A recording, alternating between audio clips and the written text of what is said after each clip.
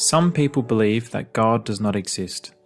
They want evidence of God's existence in order to believe otherwise. Is there any way to prove God exists? Every moving thing is God. People do not believe this because it is not something that they can see, but the emptiness is God, as are all celestial bodies in the sky.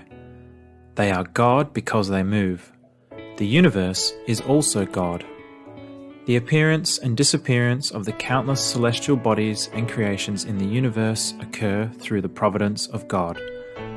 People try to judge God's existence through their conceptions of what God's form and shape should be. So, even as they are looking at God, they do not realize it is God they see. This is why people deny God's existence. The creation and movement of all things are done by God. If God did not exist, nothing would be able to exist. God is nature's flow, so all things, just as they are God. People cannot see God because they seek God in the form of a human being. God cannot be seen with our physical eyes. God can only be seen with the mind's eyes. Therefore, it is wrong to think of God with one's conceptions and then conclude that God does not exist. Before the coming of truth, it was thought that only mind exists, but in the time after the coming of truth, the existence of God will come to light. Such is what great enlightenment is.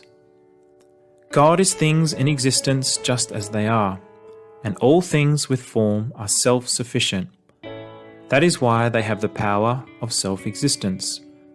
The innumerable stars in the sky are God, and they exist of and by themselves. We should realize that the celestial bodies run according to nature's flow by the power of God. God is omnipotent and omniscient. God is also eternal and nature's flow. Man lives in suffering and he does not have eternal life because he does not live according to nature's flow. God is eternal, omnipotent, and omniscient. God is all things in existence just as they are. If God did not exist, neither would the universe and all creations in it. The power of God is expressed through nature's flow, and it is God who punishes those who betray the order of nature's flow. People receive the consequences of their actions when they treat nature in a way that is against nature's flow. Therefore, learning the order of nature is to learn the order of God. It angers God when one acts against nature's flow. The best way to find God is to stop seeking God in human form. It is wrong to seek God in a particular form for an ordinary person whose mind's eyes or inner eyes do not open.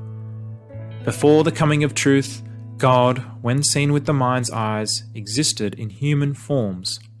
But now God exists as perfection itself, not in human forms, but as real existences all living in the land of God. In this world there is no self. Thus it is a place where everything runs as one, according to nature's flow. After the coming of truth, God in all things will become one. The unification of heaven, earth, and man will become realized, and heaven, earth, and man will become one.